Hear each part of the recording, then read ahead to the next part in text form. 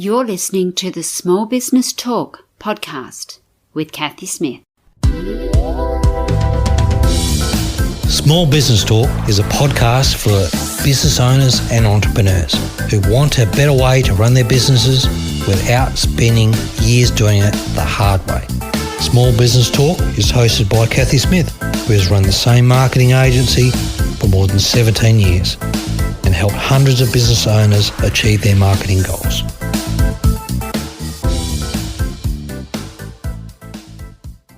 Welcome to Small Business Talk, episode 179. Do you ever feel that you're addicted to time? What do you mean? How could you be addicted to time? The more you get, the more you want. You never can get enough, always looking for that score, just like any other addiction. When was the last time you did a time audit, actually looked at what you're doing in your day? We spend our lives being busy. Being busy can be good, but often it's not. What are you doing? What are you spending your day doing? If you're an average Western world person, then you probably spend 28% of your day checking your emails. That's 11 times an hour. And most emails are read within 6 seconds of you receiving your notification. Then you probably spend 147 minutes checking your social media, which is 31% of your day. Think you've got no time in your day? Well, you are right. If you are spending 59% of your day only checking your emails and doing social media, half your day's already gone. And that is scary stats. Not to add the fact that you're trying to multitask and you're jumping around all over the place, so it's probably taking you longer to go back to the tasks that you were doing before you started checking your email or your socials. So you might well be addicted to time. As we embrace more and more technology, you would have thought that we'd have more time. We no longer spend the whole day doing the washing, the whole household's washing. We just throw it in the washing machine, automatic washing machine, add the soap, press start, and come back at the allotted time, or generally a lot later. And then we put it on the line, or yet into another time-saving device, the dryer. And what do we do with all that time? Well, like you, I'm not that old that I remember whole days of washing. And that newly found time that has come from the washing machine has long been squandered and forgotten. We have endless time-saving devices in our lives, from the car to automatic vacuum cleaners to dishwashers. However, we still don't seem to be able to find that time. So maybe we are addicted to time. The more we get, the more we want. When was the last time you sat down with a cup of tea or coffee and just read a book for the sake of reading it, to enjoy it, to embrace it? We now listen to books as audios, and we increase the speed to 1.25 or sometimes 1.5, or if they're really slow, even to 2, as fast as we can go where we still understand it. Power of patience. When was the last time you sat still without your phone or anything else to entertain you? Jennifer L. Roberts is an American art historian and the director of arts at Harvard University. She is most famous for lots of things, but one in particular is her assignment called The Power of Patience that she used to set for her art students. In all of my art courses, graduates and undergraduates, every student is expected to write an intensive research paper based on a single artwork of their choosing. And the first thing I ask them to do is, in the research project, is to spend a painfully long time looking at an object. Say the student wanted to explore the work popularly known as The Boy with a Squirrel, painted in Boston in 1765 by the young artist John Singleton Copley.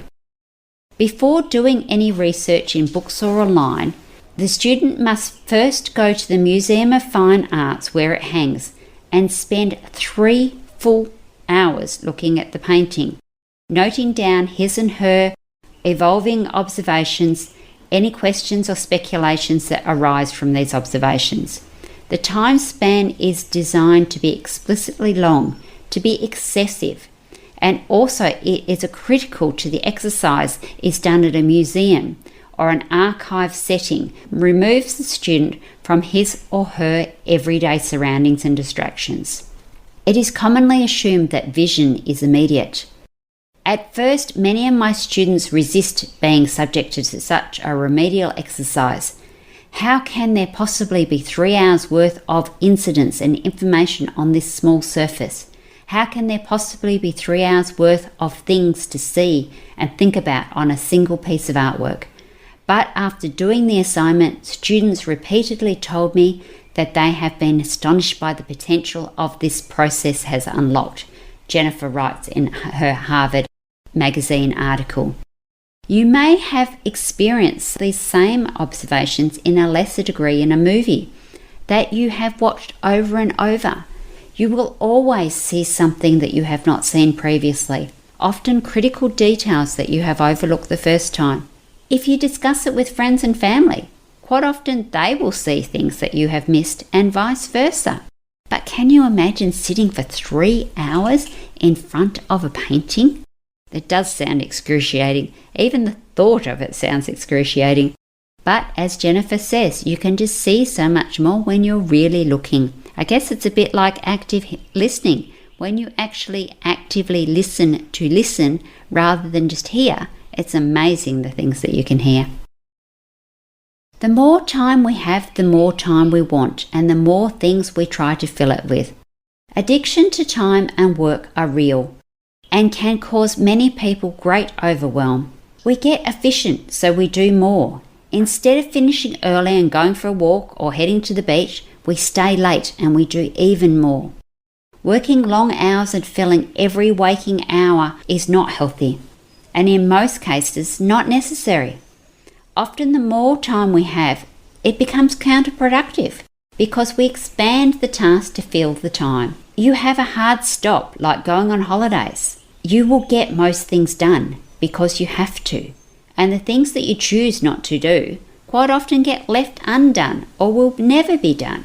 It's amazing where changing that single-mindedness to a finite time can make such a difference in your productivity. When we are tired and stressed about the lack of time and overwhelmed by the things we have to do, we never do our best work.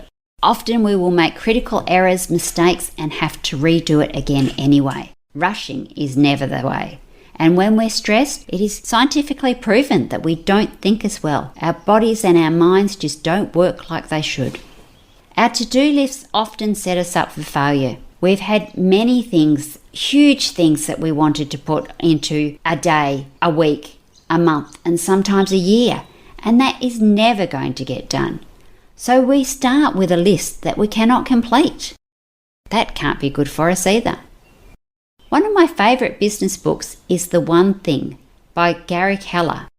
It is a simple book, but yet very powerful. Some of the advice is cut through the clutter, achieve better results in less time, build momentum towards your goals, dial down the stress, overcome and overwhelm feelings are never good, revive your energy, stay on track and master what matters.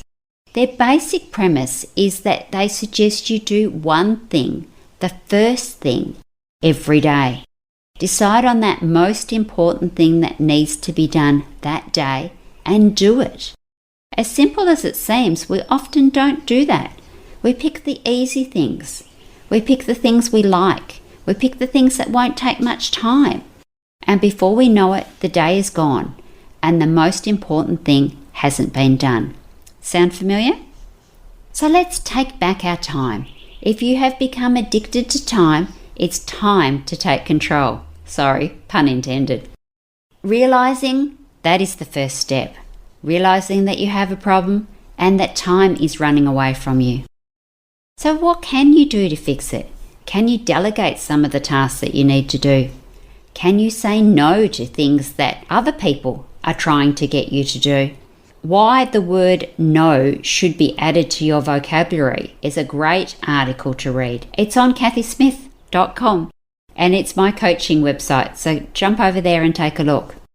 Can you stop adding some of these things to your list? Can you block your time? Can you create those hard stops? There are so many things that you can do to recover your time and get it back. Stop the overwhelm and you will really start to enjoy life again. And remember, you do need to take care of yourself first. So don't be a time addict. Don't be addicted to time. Take control, make it happen, and you will get a lot more done. So next week on Small Business Talk, we have an expert giving us tips on how to overcome our fear of public speaking, even if you are an introvert. It's a great interview. You really should be listening to it. So, SBT audience, remember, same time, same place, next week, and enjoy your journey. Don't forget to subscribe to Small Business Talk podcast and head on over to smallbusinesstalk.com.au/downloads for all the show notes and links to this episode. Remember, to be great, you must start. Pick one tip from today's episode, take action and implement it.